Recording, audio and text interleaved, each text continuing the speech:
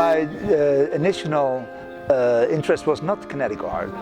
It was evolution. That was in the end of the 80s, and then in that period I was a writer, and I wrote columns for a newspaper, and so I had this fantasy of skeletons on the beach which were driven by wind, and they would gather sand to build up dunes to protect the country against the rise of the sea level in the coming century.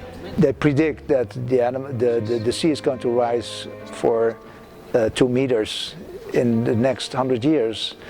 So, and Holland is below sea level, so it's very dangerous. I want to save the country. I'm the hero. A few months later, I was passing a tool shop, and I bought some of these tubes, and I played for an afternoon with the tubes. And at the end of that afternoon, I'd seen so many things in there that I promised myself to spend 1 year on the tubes. That is 25 years ago, so I really got addicted to the tubes. I restricted to this kind of tube. To make the joints, I used in the beginning sellotape. It was not rigid enough. The first animal could not even stand on its feet. I could make the joints with cable ties, and they were a lot more stable. During the last few years, they found all kind of supports which makes the animals to survive the storms now. The sand is a big enemy as well, because the sand creeps into the joints, and apart from the shape of the joints, the animals have now a sweat system. So the sweat glands are located in the joints, and they sweat water, so they wash out the joints, all the sand out of it before they start walking. I want these animals to survive on beaches, so I have to do all kind of experiments during the summer. So I bring a beast to the beach in the summer. In the fall, I declare an animal extinct. They become fossils and they go to the boneyards. These boneyards are now adopted in exhibitions where we reanimate the extinct animal with a compressor. They only want to walk on flat surfaces.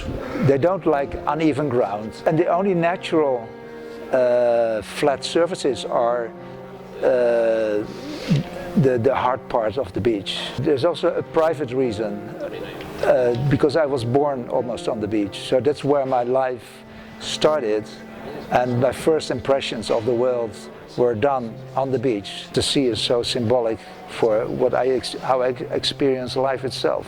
I wake up in the morning with a wonderful plan, and then I try to realize that plan, but the tubes, they don't want to do what I want to do. So they protest and they push me in another way. In the end, when the animal is finished, you could say that it's all done by the plans of the tubes. I'm just a slave who has to follow their rules. I don't try to make beautiful animals, but I'm surprised at the end that they are beautiful. But I don't feel responsible for this, because the tubes has pushed me, has led me the way.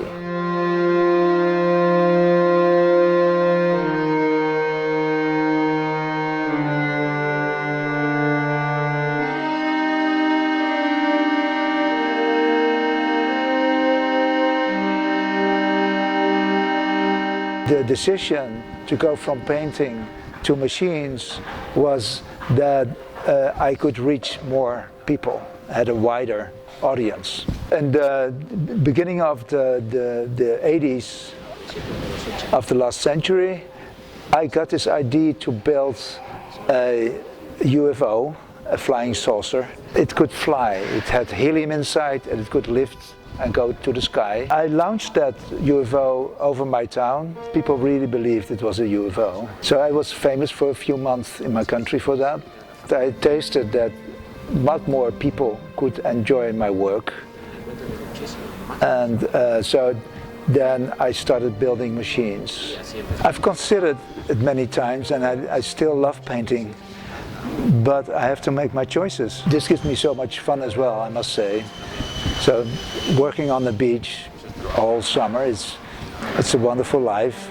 At this moment, they don't live longer than 5 minutes, because I have to nurse them all the time, still. But I hope to stretch this period maybe into a few weeks, maybe I can infect other people, especially students seem to be very sensitive for the thought of the strand beast, that they can continue after I'm gone, and then they would live eternally.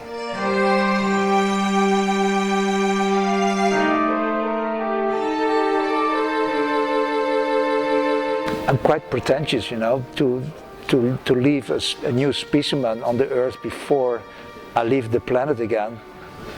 And that's, of course, it's a sort of fairy tale, but it has strong roots to reality, because everything which I show here, it works.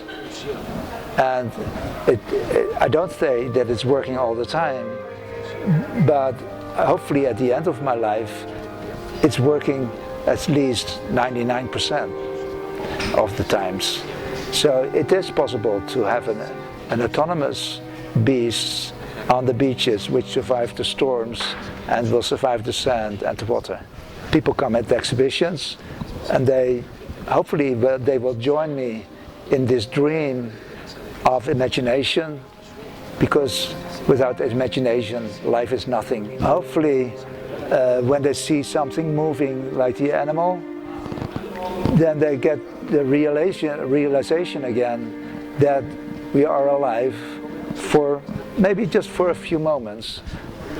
But if people are a little bit more surprised about their life when they leave this exhibition, then I think I achieved what I want to achieve.